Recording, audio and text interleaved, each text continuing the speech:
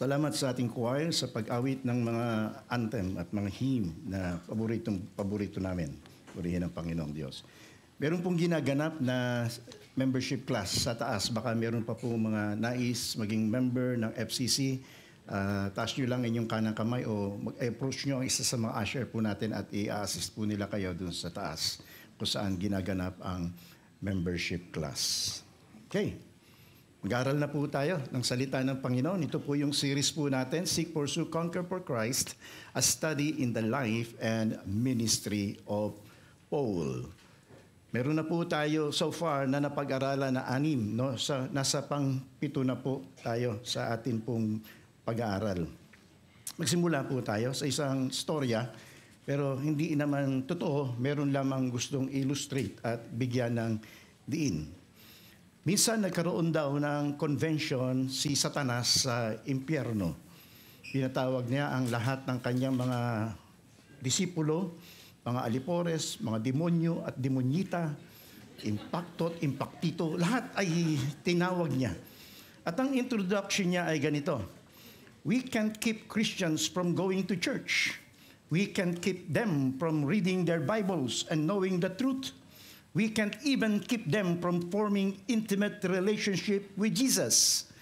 But if they gain the connection with Christ, our power over them is broken. Hindi natin kayang pigilin ang mga Kristiyano sa pagbabasa ng Biblia, sa pagsisimba, at sa pagdalo sa mga gawain. Ang problema niyan, kapag ka nagpatuloy ito, yung kapangyarihan natin sa buhay nila ay mawawalang kabuluhan. So nag-isip sila ng paraan. At meron silang naisip na paraan. Ang sabi ni Satanas ay ganito: meron akong plano. Ang plano ko ay distract them. Gagawin natin sa kanila, gagawin natin silang busy at busy. Sa paanong paraan? Sila ay magiging busy para magbasa, na hindi sila makapagbabasa ng Biblia. Na sila ay hindi makapag-worship. Na sila ay hindi makakapanalangin. Gagawin natin silang abala. Sumagot ang isang demonyito at ang sabi, Sir, paano po natin gagawin yan? Flood their lives with good things, not the best things. Ang gagawin natin sa kanila, tempt natin sila sa mga bagay na magiging abala sila. Sa kanilang careers, sa kanilang hobbies, endless entertainments, approval of others, shopping, strolling, streaming, idagdag na po natin, gaming. Gawin natin silang abala ang kanilang mga isip at sila ay madidistract. Palakpakan ng mga demonyo. Palakpakan sila. Sige, gawin natin silang busy para mawala sila sa focus. Kaya ang busy daw ay being under Satan's yoke. Mayroong isang bagay na ginagawa ang kaaway sa mga anak ng Panginoong Diyos. At ito yung tinatawag po natin, distractions. Hindi ko sinasabing masama. Pero ang nangyayari, nawawala tayo sa focus. Nawawala tayo doon sa tunay na dahilan kung bakit binibigyan pa tayo ng ating Panginoong Diyos ng buhay.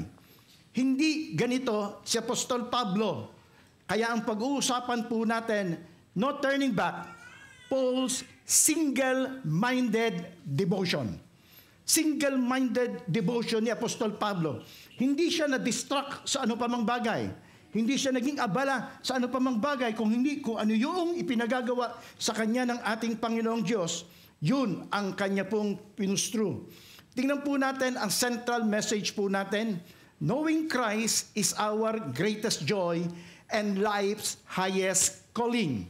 Ang tagline po natin, Christ above all, one passion, no turning back. Philippians chapter 3, verses 1 to 14. Meron po tayong 3 na titingnan sa atin pong pag-aaral. Past without Christ, sangayon sa karanasan ni Apostol Pablo, pursuit of Christ and pressing toward the goal. Tingnan po muna natin ang number 1, past without Christ. Ano kaya ang nakaraan ni Apostol Pablo nang wala ang ating Panginoong Jesucristo? Nang wala sa buhay niya ang ating Panginoong Jesucristo? sa context ng ating pag-aaral, kung titingnan natin ang verses 1 to 3, mayroong mga tao doon. Ang tawag po dito ay mga Judaizer. Mga Hudyo sila na ipinipilit yung circumcision. Na pinipilit nila na kailangan para mapunta ka sa langit, ikaw ay gawin mo yung sinasabi ni Moses. Gawin mo yung kautusan. Particular dito ay ang circumcision. Kaya tinawag niya Apostol Pablo mga aso, mga dogs. Ito isang paraan ng insult. Kasi ginagamit din ng mga Hudyo yan sa mga Gentiles. Mga aso kayo. Binalik lang ni Apostol Pablo. Ang sabi niya beware of dogs, beware of evil workers, beware of false circumcision. For we are true circumcision who worship in the Spirit of God and take pride in Christ Jesus. So parang dito, sinasabi ni Apostol Pablo, mga kapatid, yung religion against doon sa radical transformation. Doon, pinagkukumpara niya yung religious belief ng mga Hudyo against doon sa nangyayari sa kanya. Yung radical transformation na nangyayari po sa kanya. Ano ang buhay niya bago niya na-meet ang ating Panginoong Kristo sa daang Damascus? Ito po yung, kung titingnan ko, ito yung parang spiritual biodata ni Apostol Pablo. Ito yun, parang CV niya. Yung parang CV niya. Ano ito? Sabi niya ganito, ito yung kanyang mga credentials, impeccable. Sabi nga nung na-research ko, ibig sabihin, walang bahid dungis. Lahat ng mataas na paraan para ikaw ay tawaging religyoso, na katangian yan ni Apostol Pablo. Sabi nga dito, a Hebrew of Hebrews from the tribe of Benjamin. Lilinawin ko sa inyo mamaya yan. Pangalawa, Pharisee. Hindi lamang basta siya Hudyo, siya ay Pariseyo. Ang Pariseyo, mga kapatid, yung sekta ng mga Pariseyo, yan yung pinaka-stricto na sekta nung panahon po nila. Stricto sila sa pagsunod doon sa sinasabi ni Moses. Yan po yun. Stricta sila. Pangatlo, zealous persecutor. Hindi lamang siya Hudyo, hindi lamang siya stricto, Pariseo, kung hindi siya rin ay, sabihin natin, persecutor. Lahat ng kalaban ng mga Hudyo, pinadadakip niya, pinapapatay niya. Isa dito ay si Stephen. At yung huli, blameless under the law. Pag sinabi mong blameless under the law, kung law ang pag-uusapan, nagawa kong lahat yan.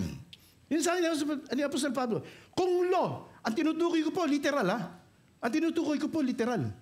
Yung kung literal translation o kung literal application ng law, nagawa lahat ni Apostol Pablo yan. So ito yung credentials niya. Ibig sabihin, relihiyosong tao si Apostol Pablo. Alam niyo mga kapatid, ito yan Maraming mga tao ngayon na sabihin natin, kapag kawala sa buhay nila ang ating Panginoong Kristo, maghahanap sila at maghahanap ng pagkakatiwalaan nila. Maghahanap at maghahanap yan. Maaaring ito'y sa pamamagitan ng relihiyon. Maaaring sa pamamagitan ng mga rituals. Maaaring sa pamamagitan ng pagbibigay. Sabi niya na, papasok ako sa langit. Bakit? Ang laki na naibigay ko sa church. Nakikita niyo isang electric fan doon, akin yun. Meron ganun. Sa Pilipinas, meron ganyan. Yung dinonate mong electric fan, nandoon, donated by Pastor Benji, sa'yo lang nakatutok yun. Meron ganun sa electric fan, sa'yo lang nakatutok yan. Yung silya, yun yung inaasahan mo. Yun yung inaasahan mo na magdadala sa'yo sa langit. Iba naman, rituals. Yung mga rituals, gumagawa sila ng mga, ano ginagawa ng iba ng mga rituals? Magpapabautismo yan. Pag Biyernes Santo, mga kapatid, magpapapako sa krus. Ganun ba? Lalakad ng paluhod. Ganun. Yun ang inaasahan nila. Yun ang life without Christ. Meron kang ibang inaasahan. Meron kang ibang pinagkakatiwalaan na baliwala naman. Sa mata ng ating Panginoong Diyos, baliwala naman pong lahat yan. Medyo lang ako dito, from the tribe of Benjamin. Binanggit niya kasi yung pangalan ko, nasabit ba yung pangalan ko? So, ang ginawa ko, ni-research ko, the significance, bakit sinabi na Apostol Pablo, ako ay from the tribe of Benjamin. Ito yung mga dahilan. Meron ako nakitang 4. Number 1, yung tribe ni Benjamin ay honorable at merong distinction. Bakit? Sapagkat ito, si Benjamin lang daw, ito ngayon ko lang na-research ito. Kinonfirm ko, tinignan ko ang ilang mga komentary. Totoo, confirm. Si Benjamin lang ang pinanganak sa Promised Land. Yung 11 anak, mga kapatid, mula kay Reuben hanggang kay Joseph, ipinanganak po yan sa ibang lugar. Pero si Benjamin, yun lang ang ipinanganak sa Promised Land. Abay, proud na proud. Proud na proud si Apostol Pablo. Pangalawa, itong tribe ni Benjamin, dito nanggaling ang unang hari. At ito ay si King Saul. And actually, mga kapatid, yung pangalan niya isinunod kay King Saul. Bago siya naging Paul, kay King Saul. So yun ang significance niyan. Pangatlo, at ito naman sa number 2, loyalty to the Davidic kingdom. Nagkaroon ng Northern Kingdom at nagkaroon ng Southern Kingdom. Ang Northern Kingdom, 10 tribo.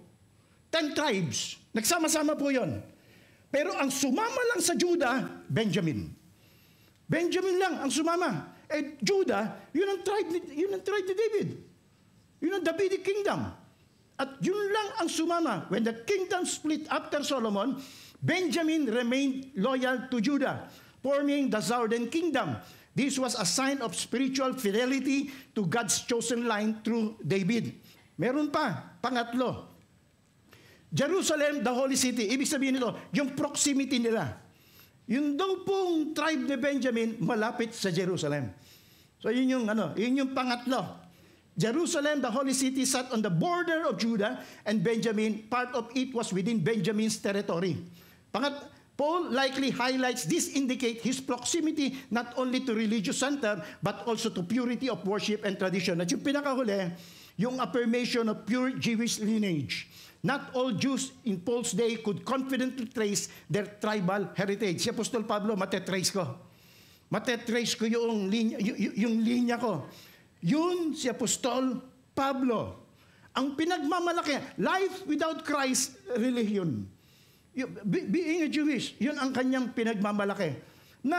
Alam naman po natin na hindi yun ang magliligtas sa isang tao. Hindi relihiyon. Hindi ritual. Hindi ang good works. Hindi ang napamabagay.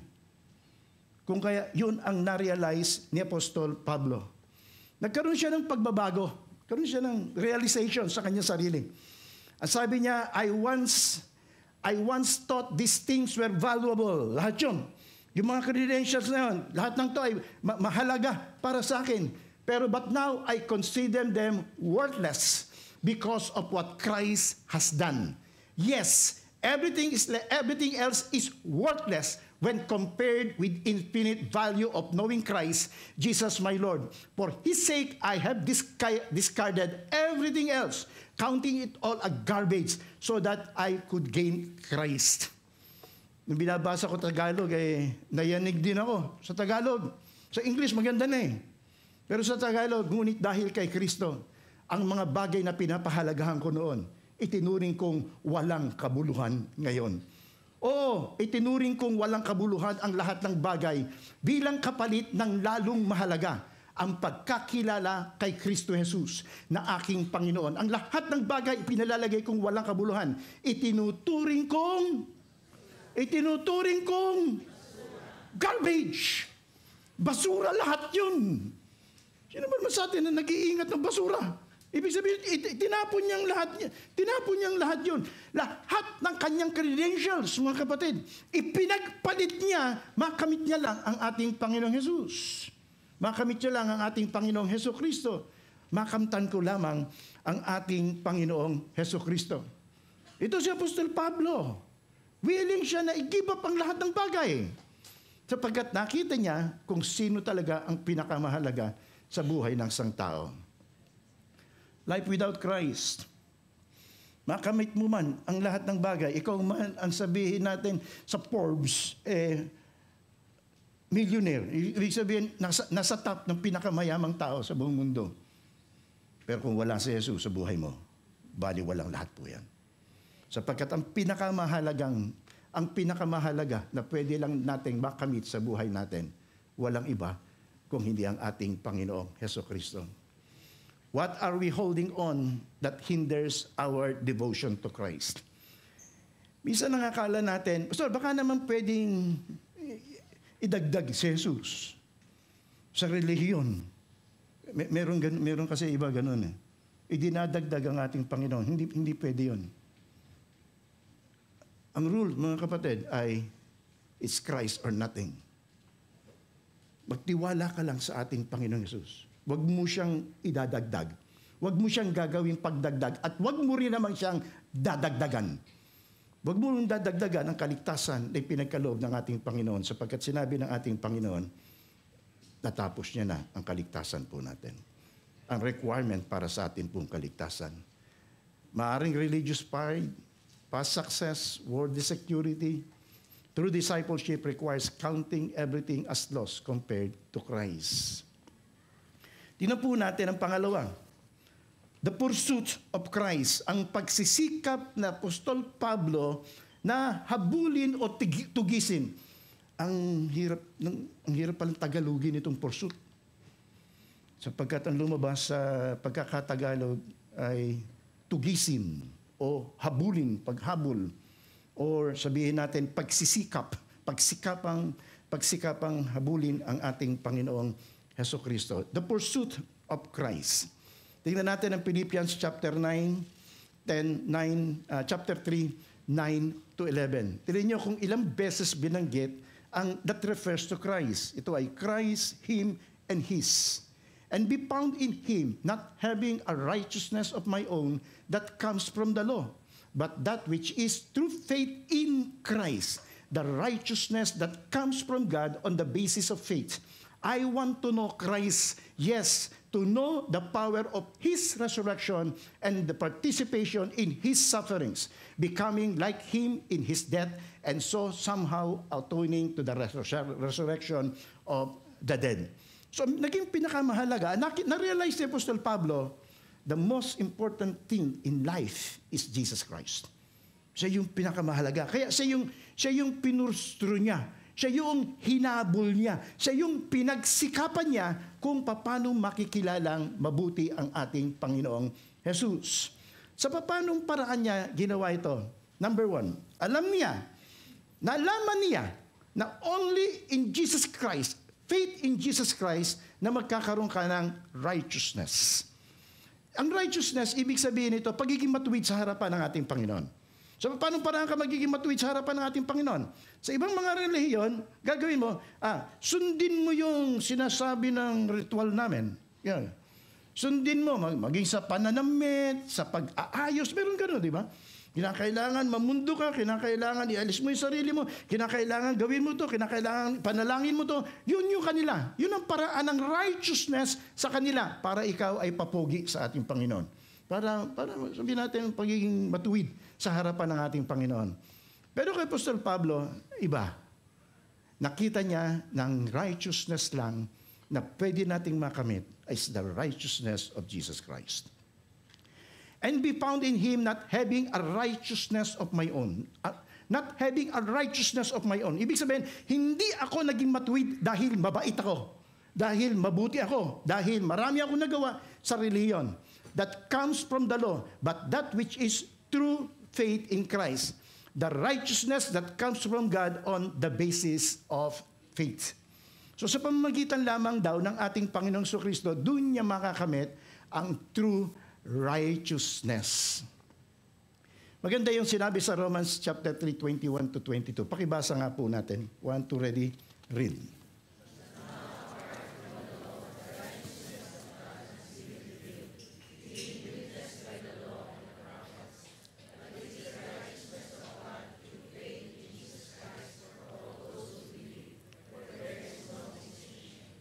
Pasinin po natin, apart from the law. Ibig sabihin, nawala ang kautusan na dating pinananangnan ni Apostol Pablo. Sabi, apart from the law, there will be no righteousness of God. Yun ang tingin niya noon. Pero ngayon, nung makilala niya sa ang ating Panginoong Jesucristo, apart from the law, ibig sabihin, nawala itong kautusan, only through faith in Jesus Christ. Alam niyo mga kapatid, pag tayo ay sa huling araw, pag tiningnan tayo ng ating Panginoong Hesus, Pag tinignan tayo ng ating Panginoong Diyos, that's the judgment ng ating Panginoon, alam niyo ang makikita niya sa atin? The righteousness of Jesus Christ. Yung ginawa ng ating Panginoong Jesus. Hindi yung ginawa mo. Kung hindi makikita niya, yung ginawa ng ating Panginoong Jesucristo. At yun ang magliligtas lamang po sa atin. The righteousness of our Lord Jesus Christ. Kaya ang ginawa ni Apostol Pablo, sinampalatayanan niya yun. Na hindi ako magiging matuwid sa pamamagitan ng kautusan. Hindi ako magiging matuwid sa pamamagitan ng law. Kaya sinampalatayanan niya, ito pala, yung kamatayan lang ng ating Panginoong Jesucristo. Kaya ako i-declare ng ating Panginoong Diyos na matuwid sa harapan ng ating pong Panginoon. Ngunit ngayon, nahayag na kung paano ginagawang matuwid ng Diyos ang tao. Tingnan niyo, paanong ginagawa at dinideklarang matuwid ng Diyos ang isang tao. Ito'y hindi sa pamamagitan ng kautusan. Bagamat ang kautusan at mga propeta ay nagpapatotoo tungkol dito. Ginagawang matuwid ng Diyos ang lahat sa pamamagitan lamang ng pananampalataya kay Kristo.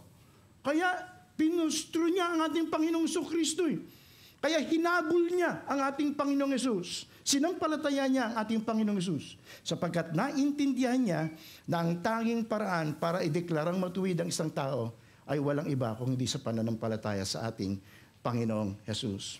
Ano ang nangyari? God made Him who had no sin to be sin for us, so that in Him we might become the righteousness of God. Yung lahat ng ating mga kasalanan, inako ni Jesus Christ. At yung katuwiran naman ni Jesus Christ, ibinigay sa atin ng ating Panginoon. Yun ang ibig sabihin ng theological implication po niyan. Hindi kaya mag-short ito? Parang overloaded tayo, ha? Kanina pa nagpa-fluctuate. Instruction lang sa multimedia. Magbawas lang tayo ng ano. Mukhang maanong load. Baka masunog ako kasi ako dito, eh. Kaya tinanggap ko nga si Jesus para hindi ako masunog sa impyerno. Dito naman ako masusunog. So, nagpa-fluctuate. Bawasan natin ang ilaw. Bawasan natin ang load. Limang pitik na.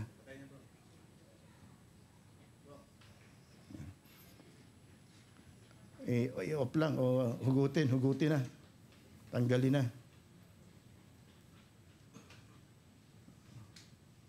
Yan, okay. Yan.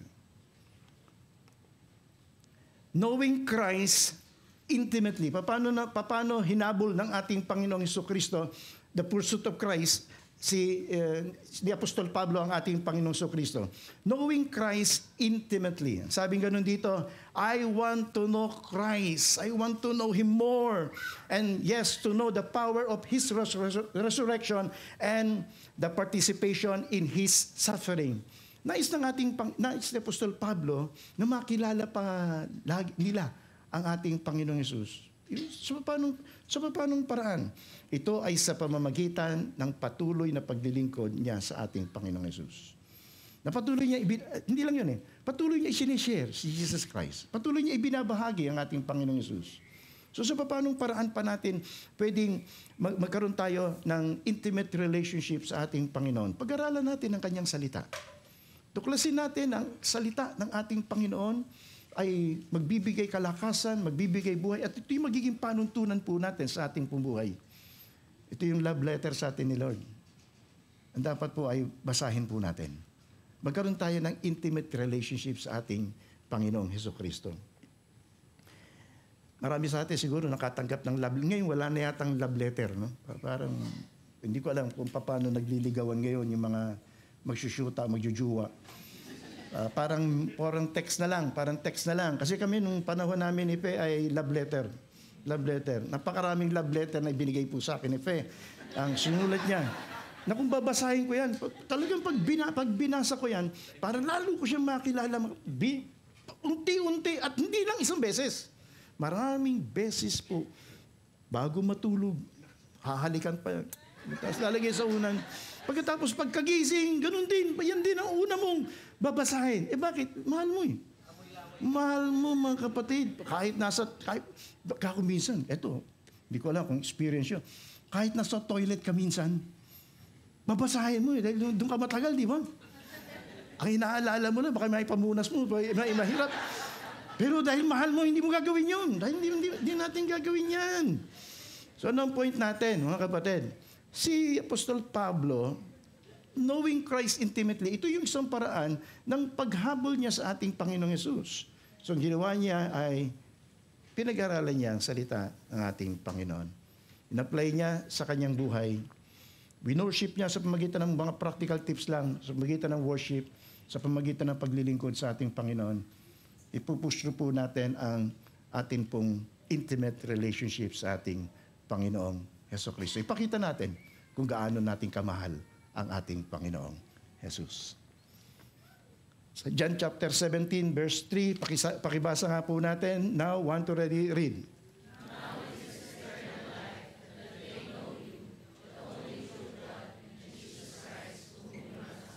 Ito, sabi ganun dito, na makilala natin ang ating Panginoong Jesucristo, the only eternal life. Ito pa yung gusto maalaman ni Apostol Pablo about Jesus Christ. At ma-experience ni Apostol Pablo, yung resurrection power at resurrection hope. Na time will come, siya ay bubuhayin maguli ng ating Panginoon. Kaya si Apostol Pablo, hindi siya takot mamatay eh. Sapagkat alam niya, pag namatay siya, bubuhayin siyang maguli ng ating Panginoon. Sapagkat naniniwala sila, meron kasi mga tao na hindi naniniwala na si Jesus Christ na namatay pagkatapos na buhay na maguli. So, ito yung nagse-separate sa atin sa ibang mga sa ibang relihiyon eh. Tayo ay naniniwala na tunay na namatay si Jesus Christ at tunay ding nabuhay na maguli si Jesus Christ. Ngayon, ang tawag po dito, siya po yung first fruit. Banggitin po natin first fruit. First fruit of those who have fallen asleep. Pag sinabing first fruit of those who fallen asleep, ibig sabihin nito, more to come. More to come. Ibig sabihin, marami pang bubuhayan maguli dahil nabuhay na maguli ang ating Panginoong Jesus. So yung death sa atin, sa physical body po natin, hindi po yan ang end. Kung hindi, time will come, tayo po ay bubuhayan maguli ng ating Panginoong Jesus sa huling araw. Yung 1 Thessalonians, ito tinatawag po nating rapture na scripture, na basihan po natin sa rapture. For the Lord himself will descend from heaven with a shout, with the voice of archangel and with trumpet of God, and the dead in Christ will rise first. Then we who is alive, who remain, will be caught up together with them in the clouds to meet the Lord in the air. And so we will always be with the Lord. So bago mag-rapture, bubuhayin muna maguli ang mga patay. Yun ang sinabi dito ng Apostol Pablo. So, yun ang sinasampalatayan ni Apostol Pablo. Na yung physical body niya, bagamat ito'y mamatay, time will come, merong resurrection hope. Ano kaya kung ang rapture ay maganap next week? Andito po ba tayo next week? Andito pa tayo next week. So ginawa ko ay pinag-generate ko ang AI na kung magra-rapture sa UAE, paano mo ilalarawan yan? At ito po yung lumabas. Yan ang lumabas eh. Sabi ko, gawa mo ako ng picture na kung magra-rapture sa UAE, ano ang mangyayari? Same passage, pagkatapos ito yung picture ng UAE. Sabi ko uli, Abu Dhabi. Ito naman ang mga lumabas, mga kapatid. Sa Abu Dhabi naman. Ibig sabihin, inaasahan mo yan eh. Kahit kailan dumating. Hindi mo naman alam talaga kung kailan eh. Wala talaga po nakakaalam kung kailan. At sabi ko, itong kakong AI, international pero walang Pilipino. Paano ka ako pag naganap ang rapture ngayon? Sa FCC, paano niya ilalarawan? Ito po ang lumabas. Alam niyo po ba kung ano yung nakita? Maraming naiwan. Ito mga naiwan po ito eh.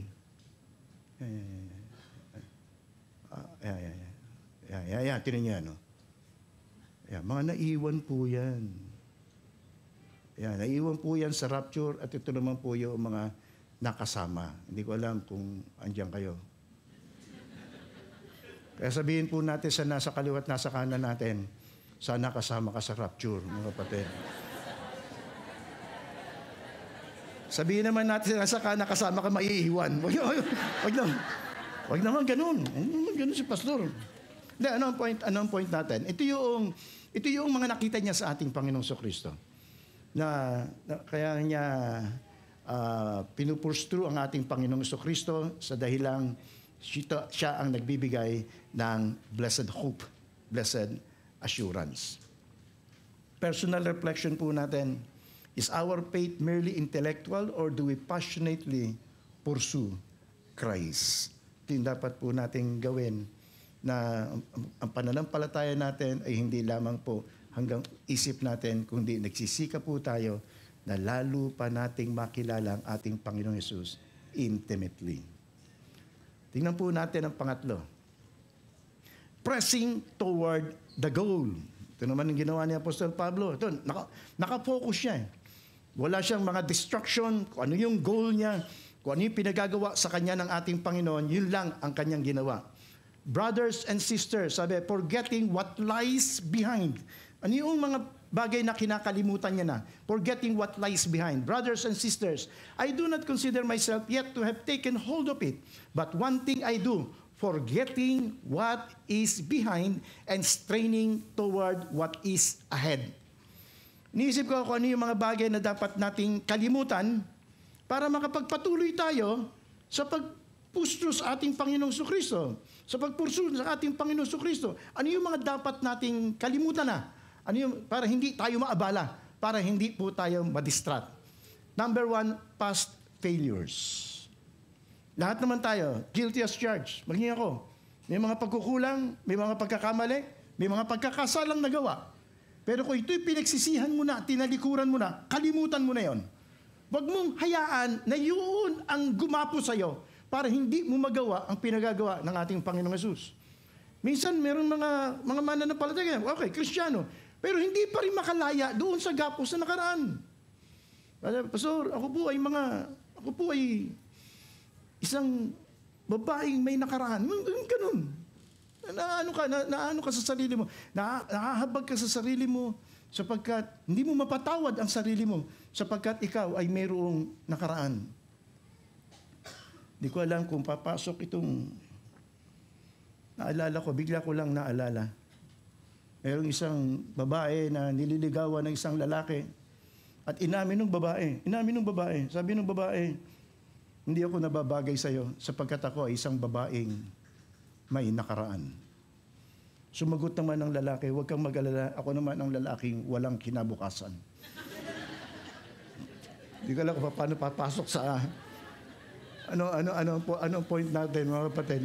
Yung mga past failures natin, yung mga kasalanan natin noong nakaraan, kalimutan na natin yan. Hindi yan makakatulong para magpatuloy tayo sa paglilingkod sa atin pong Panginoon. Maganda yung sinabi sa Isaiah 43:18-19. Ito ang sabi niya, ilibing mo na sa limot. Kaya yung forever mong yun na hindi katuluyan, ilibing mo na sa limot at huwag mo nang alalahanin pa ang mga nangyari noong unang panahon. Masdan mo, ako'y gagawa ng isang bagong bagay. Ito'y nagaganap na. Hindi mo pa ba nakikita? Gagawa ako ng isang daan sa gitna ng disyerto at magkakaroon ng ilog sa lugar na ito. Ibig sabihin ni Isaiah, yung mga former things na kung saan ay meron ka mga bagay na nagawa na hindi tama, kalimutan mo na yan at magpatuloy tayo sa paglilingkod sa ating Panginoon. Ito pa yung pangatlo. Ito yung ipangalawa ng mga what lies behind it. Our past success. Yung parang nagiging comfort zone mo na. Yung parang complacent. Yung nagiging complacent ka na. Yung bang ayaw mo na tuloy mag-move forward. Bakit? Kontento ka na eh. Marami ka nang nagawa. Marami ka ng mga success na nagawa. Kumbaga sa tapos na ako dyan, kayo naman. Tapos na ako dyan, kayo naman. Hindi, mga kapatid. Yung mga past success natin, mga comfort zone po natin, iwanan na rin po natin. Kung mayroong mga pinagagawa man sa atin ng ating Panginoong Diyos, yun ang gawin po natin. Huwag din natin hayaan na maging hadlang. Yung mga past success natin, mga laurels, yung mga bagay na nagawa natin noon, pinagmamalaki natin, iwanan na rin po natin yon. Mayroong mga bagong bagay na pinagagawa sa atin ng ating Panginoon. Kahapon may nag-invite sa amin, hindi ko nababanggitin ang pangalan, retired na. Ang napag-usapan namin ay tungkol sa retirement. Dahil papunta na ako, kita naman sa itsura, di ba? Bagamat sa mukhang hindi pa, pero sa pagkataong loob ay talaga nanghihina na. Papunta ako dyan eh. Kaya pag-usapan namin ay ano ang buhay ng isang retiree sa Pilipinas. Mga challenge. Ang number one challenge ay healthcare. Healthcare sa Pilipinas. Mahirap na wala insurance, mahirap na magkasakit. Lalo na kapag wala kang pera o walang magsusupport sa iyo. Totoo naman na napakahirap. Pero para sa akin, hindi ito katapusan eh.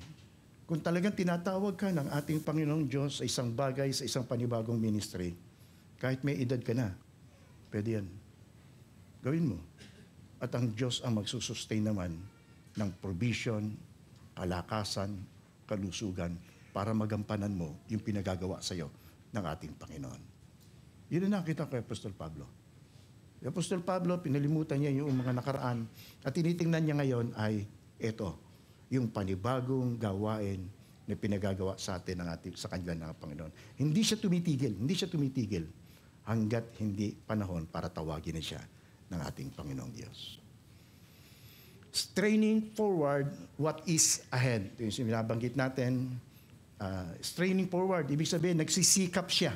Nagsisikap si Apostol Pablo. Ginagawa niya kung ano ang pwede niya magawa para sa ating Panginoon. I press on toward the goal to win the prize for which God has called me heavenward in Christ Jesus.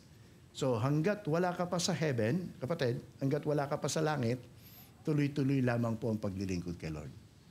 Tuloy-tuloy lamang po ang paglilingkod sa ating Panginoong Diyos. Sapagkat yung finish line po natin ay hindi hanggang dito. Ang finish line po natin ay doon sa kaluwalhatian ng ating Panginoon.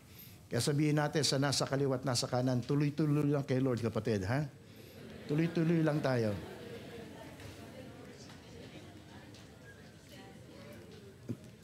At titingnan natin ang ating Panginoong Jesus. Personal reflection natin, are we stuck in the regrets of the past and complacency of our success? God calls us to keep moving forward in faith. The Christian life is not a sprint, but a marathon. Persistence is the key. Ang conclusion po natin, knowing Christ is our greatest joy. Pag wala si Kristo, tinuturo po natin, mga panauhin po natin, pag wala si Kristo sa buhay mo, baliwala ang lahat ng bagay. Baliwala ang relihiyon, baliwala ang lahat ng mga maipupundar mo, baliwala ang lahat ng material na bagay. Sapagkat ang pinakamahalaga na makakamit mo lang sa buhay na ito, walang iba kundi ang ating Panginoong Hesukristo. Knowing Christ is our greatest joy and life's highest calling. Christ above all, one passion, no turning back. Walang bali ka na sa nakaraan. Paano natin pamumuhay ang ating pinag-aralan? Let go of the past, whether failures or achievements. Live for Christ alone. He is our righteousness, our joy, and our prize. Keep pressing forward. Heaven's reward is worth it. God bless us, mga kapatid, sa ating pag-aaral.